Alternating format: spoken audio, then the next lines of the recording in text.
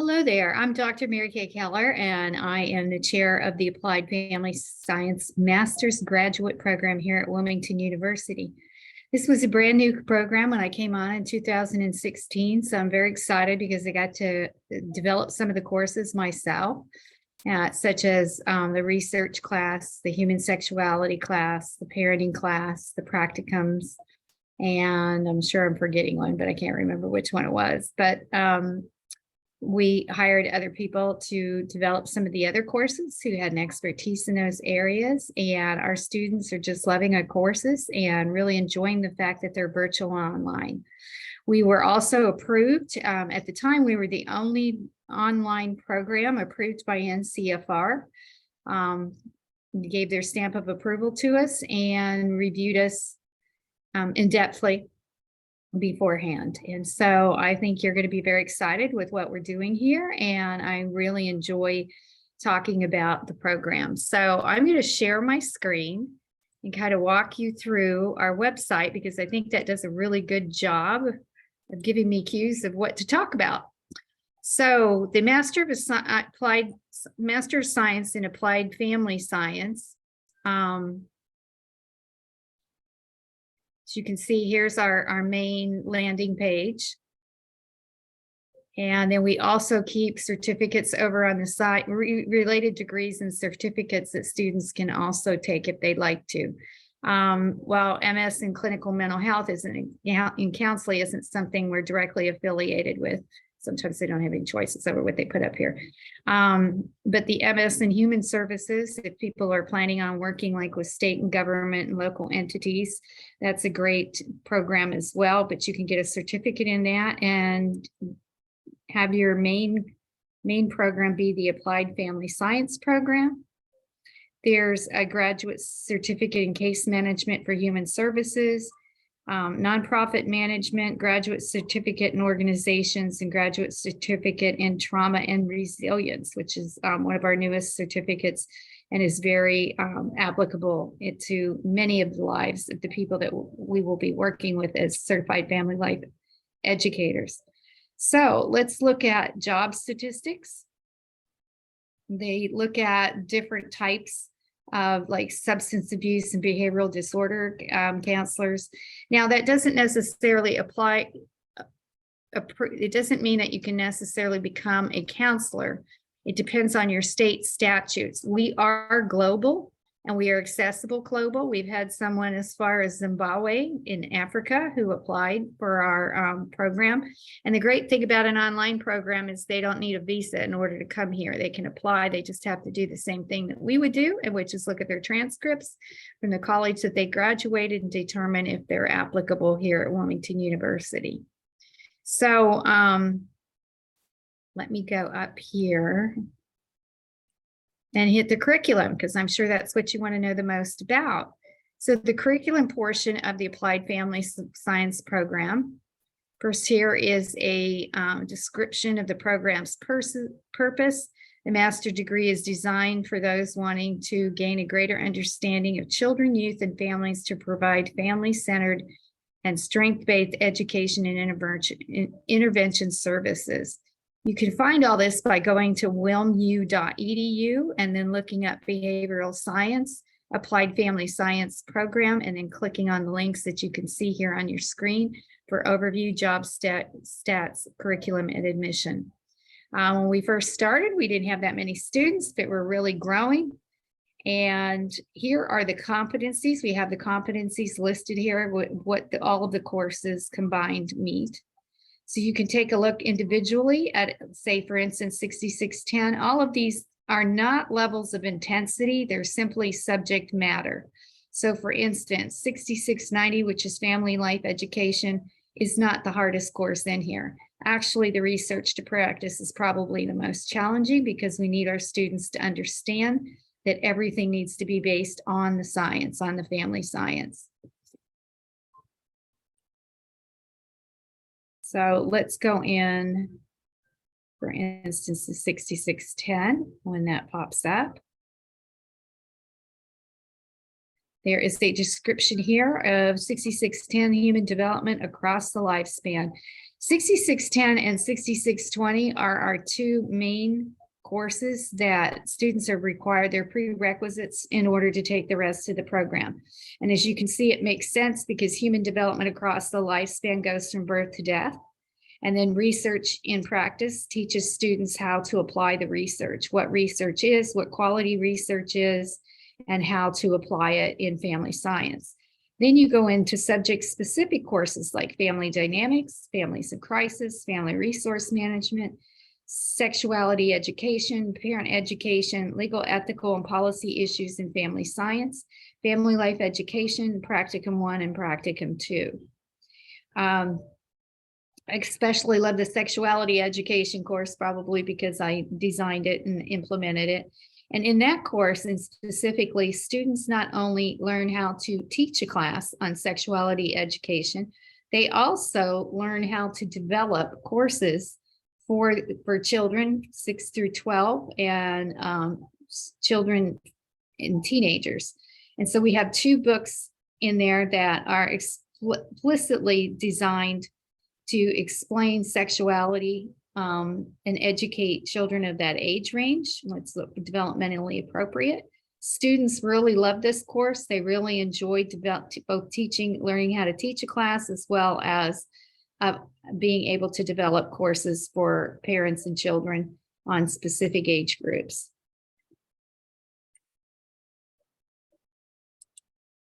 Now, how do you get into Wilmington University?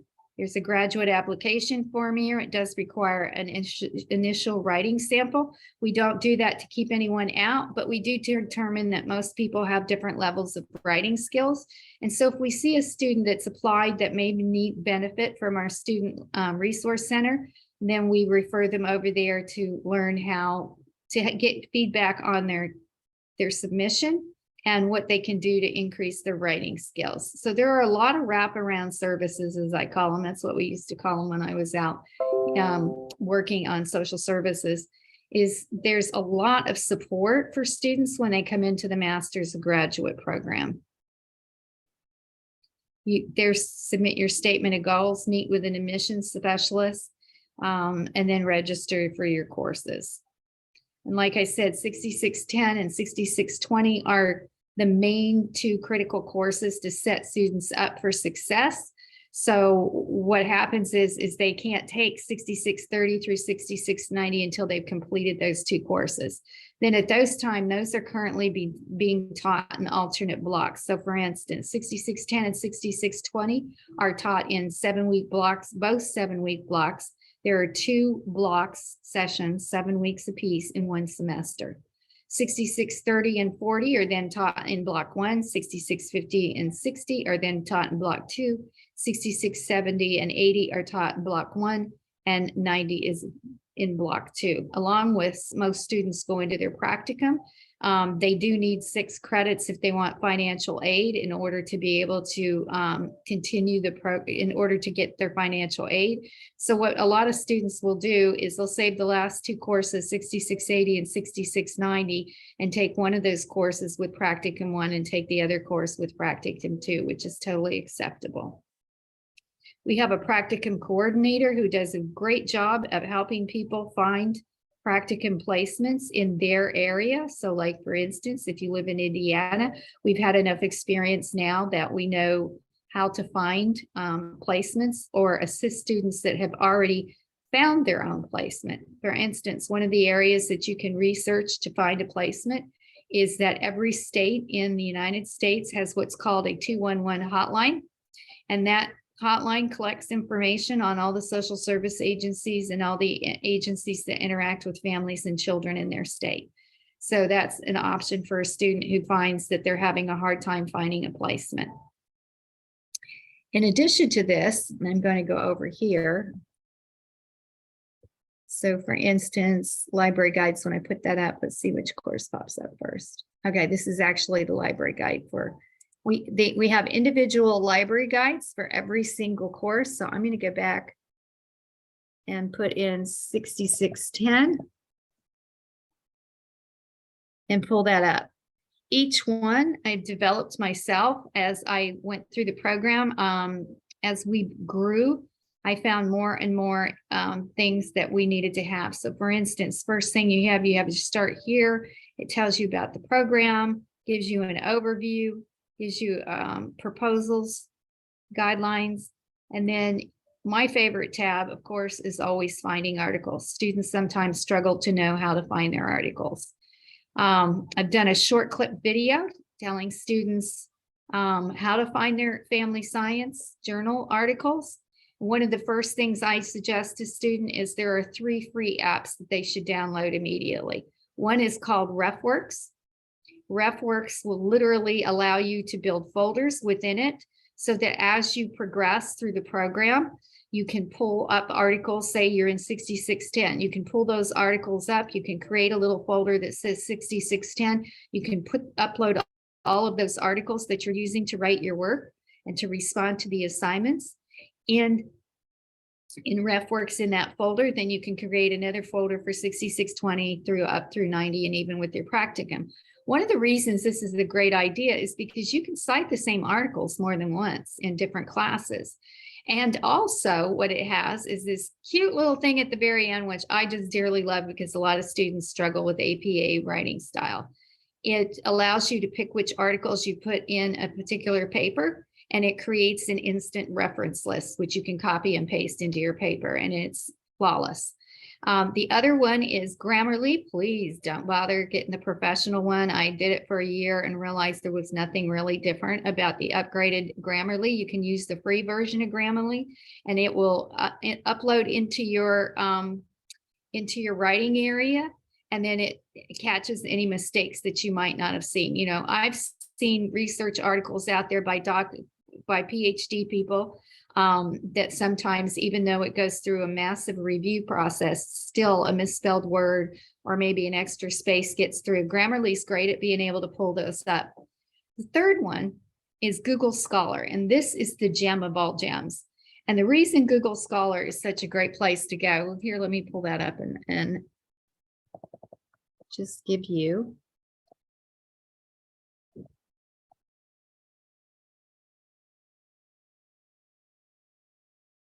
show you my account, for instance. Is it's literally will look for articles on your topic.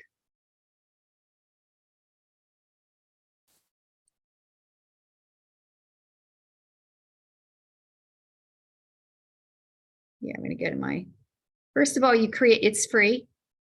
Let's go back. Here's my profile. You put information, whatever information that you have about yourself. If you published past papers, you can put those in there as well. What this does is it collects data, first of all. It tells you how many times somebody has looked at a research article. And it also, let me go back. Of course, my computer's going to give me trouble. There we go. Okay, my library. So for instance, I have a lot of topics that I like to look for: maternal gatekeeping, paternity. My PhD was on fathers massaging their infants. And so I do a lot with father involvement and father engagement, because that's something that we often miss. Every system we have seems to miss that. For instance, I've heard fathers talk about, when I was doing my research, people would hear me talking about it and they'd come over and say, "Excuse me, can I share something with you?" The men did. And they'd share with me how when they went to the OB appointments with their wife, the doctors and the nurses would talk strictly to the wife, and it was like he wasn't even in the room. How do we expect fathers to engage if we don't give them the credibility that they need as a father? One of the interesting tidbits I like to drop on students is that babies actually can hear voices. Their hearing develops about 19 weeks, about 20 weeks. They can hear both the father's voice and if there's any other siblings on the outside. And there is such a thing as prenatal bonding. You'll have to circle back around and ask me about that. I'm in the middle of writing a paper on that. But anyway, this is such a great tool because you can create it and put your own topics in there. Now, when you go in, yours will be blank until you start searching. And so you'll start looking for, let me see, where's it at? Case law profiles, my library, alerts. You want to go down to alerts and you'll take alerts. Now, I'm serious. I have a lot of different interests in here. You don't need to have all these. You can do this by course and whatever your topic of interest is. And this is a great way to really define what your topic of interest is, because as you go through each one of these courses, you may start out thinking, well, I just want to teach human sexuality, and then find you really gravitate towards maybe families in crisis. And so it's a great way to be able to pull articles up, and it literally does it 24/7, sends them to your email box. You just get the references, you don't get the actual articles, but then you can go into, under find articles, you can go into the Iliad library. And what this does is if you can't find it in the courses over here, and we do have each one of the NCFR journals listed here so that you can find, you can actually search multiple family science journals at the same time to find what you're looking for. But should you come up with something that you can't have access to through the university, Iliad gets that. Oh, excuse me. Iliad gets that for you and sends you a notice that you can go in there and download the article once they found it for you and been able to get a copy of it. And this is pretty much what those 3 items are all about. So you can see up here at the top, RefWorks, the citation manager, is already listed there so that you can go in there and create your account, your free account, and start to load it up with your articles and create your folders. Sage RefWorks is something Wilmington University invested in. It has a ton of information, not only on methods, but it has information on how to apply the application of family science, and it's been well worth the money for us. So let's see, graduate writing requirements, course resources. Here's where you'll find additional resources for the particular course that you're in. You'll find the resources that are already in the class, as well as you'll find extra supplementary materials there. So as you can see, and we also have, I developed a organization. So for instance, that I'm not going to go in there because I have to put my password in there. Well, no, actually I'm already in. So I can show you now.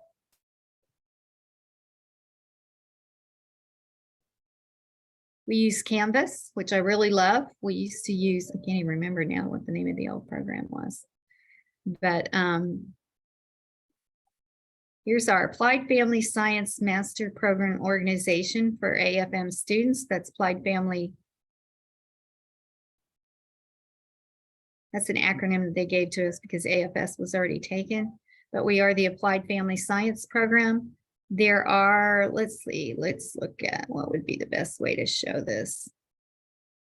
These are like the modules.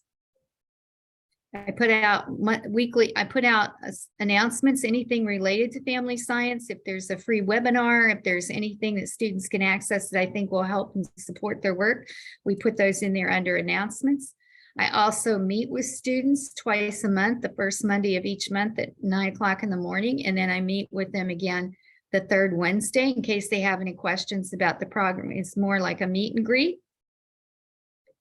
And if there are things that are free or things that I think of are interest, this is a great way for me to be able to communicate with the students. So I encourage students when they come into the program to go ahead and enroll in this. It looks like a course, but it's not a course and you don't get a grade. It's simply here to help you. Oh, here I was looking for this, modules. The modules, this is a work in progress. I'm constantly finding new things that to put in here. So first you have an overview of the Applied Family Science program. Is Applied Family Science for you? And then there's information about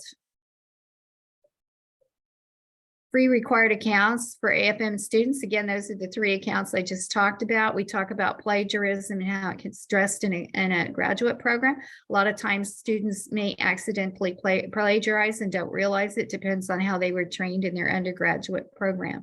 We have information in here on APA writing style, critical reviews of the research. I've listed our candidates for the MS in Applied Family Science, those who are graduating. Developing relationships with self-compassion, emotional self-care, student wellness supports. I have to be honest with you, and it says so in there. I took a lot of this from Florida State University where I graduated because I really liked how they supported their students, especially on an emotional level. The national information, all you have to do is click on any one of these and it gives you what's underneath it. So family associations, so students can look at different types of associations that we know of in our area. We are located here in Delaware, like I said. I am the only instructor that lives in Delaware. The rest of our instructors have graduated from major universities, and usually most of them teach at other universities full time and like to come in and teach our courses on a semester, on a block basis, because it's only 7 weeks long. That's called an accelerated program. How to start a CFLE business. So if you're a certified family life educator, you learn also in 6690. You actually make a business plan, but there are examples of under here of other sources such as SCORE, which is a great mentoring program for business owners. Other national support, local Delaware community supports, national organizations specific to topic, grant and other funding, adverse childhood experiencing, aging, adult human rights, diversity and inclusion, children's human rights. I'm a children's human rights activist. I just did a paper, 64 papers on the 20 ways that the U.S. is failing their children. If anyone's interested, do feel free to reach out to me at Mary Kay, MaryKay, period, Keller, Keller, at wilmu.edu. I'll be glad to share that with you. Families, fathering, free materials, future employment sites and/or practicum opportunities. I kept this up in the beginning because I was the practicum coordinator at that time. Since then, we've hired an instructor who is very, very well known at the national level. He's been involved with the Homeless Coalition for years and does a lot of work. They're doing a national health study, or they're doing a national survey. Last time I talked to him, and he's involved very deeply with that, as well as doing our practicum approvals. And he's very good at what he does. And the students are very happy with their outcomes. Some of the other issues are homeless and poverty, immigration, lesbian and gay parents, National Council on Family Relations policy briefs. I try to keep those as updated as I can. Race, research articles by topic, substance abuse and mental health, and violence against women. And then there's the international links of some different agencies that I've known about internationally. So I'm going to stop sharing my screen. I really appreciate you reviewing this video. I was unable to attend today in person, and they graciously allowed me to do a video in order to keep you informed of what we're doing here. So again, our website address is wilmu.edu. Go over to the right and simply look for master degree programs. And then ours is the first one that pops up because it begins with an A. So it's the Applied Family Science program. If you're considering doing an online program and you work full time, this is a great way to be able to do this at your own speed and do it as you feel comfortable working through it. I mean, we do have deadlines each week. Each course is fairly structured the same in the sense that there is an application assignment in each one of the courses that you develop over the 7 weeks. And then your final application is reviewed for a final grade as well.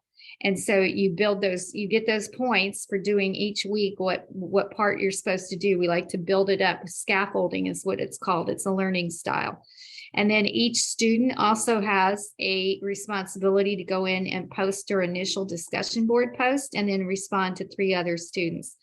And usually there's one more assignment, depending. The 6610 and 6620 have a few more assignments over those 7 weeks, but the rest of the courses are basically down to 3, and that's the discussion board, the application of it, and my mind just went blank. I can't remember what the third one was. But they're all fairly easy assignments in the sense that they're broken down over the 7 weeks. There's no research paper that's due right at the end and that you're kind of left hanging. We try to scaffold everything throughout the course. It is an accelerated program, like I said, because there are only 7 weeks in each block.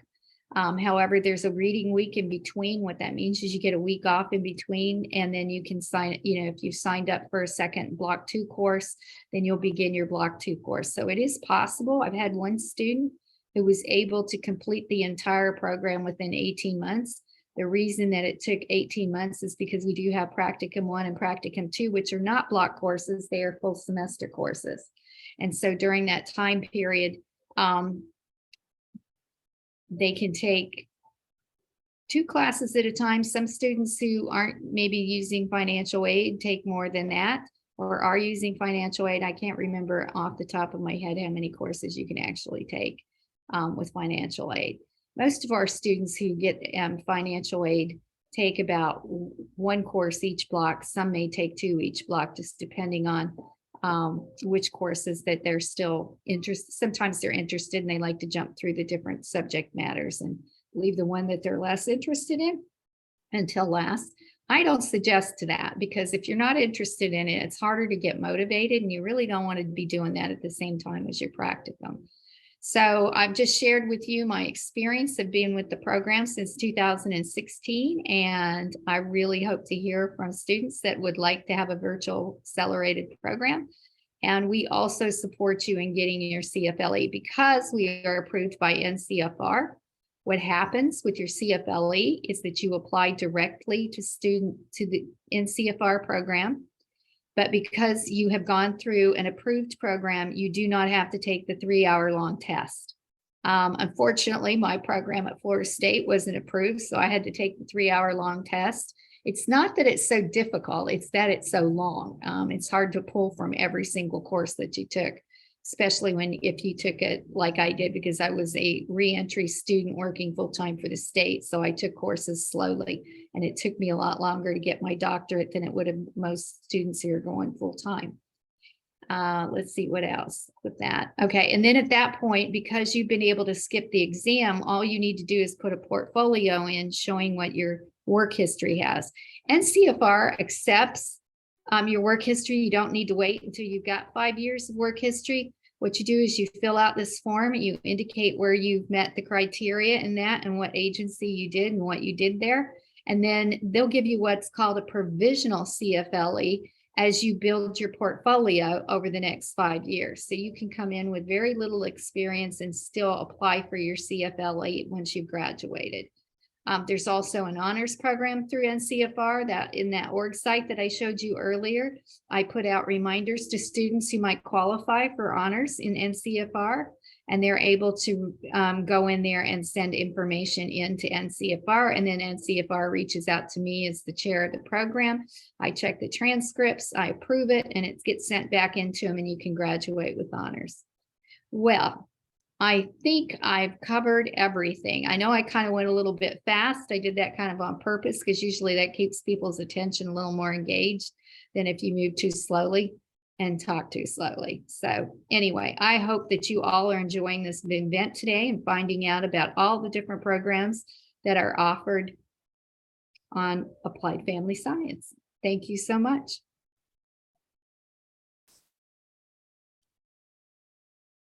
Oh, one last thing I do want to talk about is the practicums. So our very first student was working in an obstetrician's office. And when she called me, she said, I really want to work with people in substance abuse. So she was able to find a practicum in a substance abuse program where she didn't need to be a counselor, because a lot of those programs sometimes that require counselors also have like life education. And she came back to me and she said, I noticed that just about the time they get released from treatment, that they do something and end up having to stay in.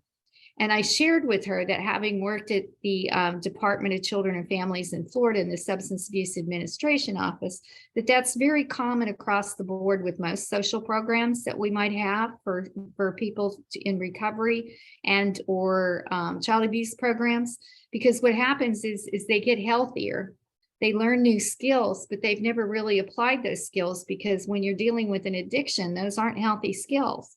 And so they get nervous about going back out. So what she did was she said, I want to develop some kind of a course. So she developed a survey, found out what they were most fearful of, and then develop a life adjustment course in order to help them proceed for hopefully a more successful treatment outcome when they go back out into the community. Okay, now I'm done.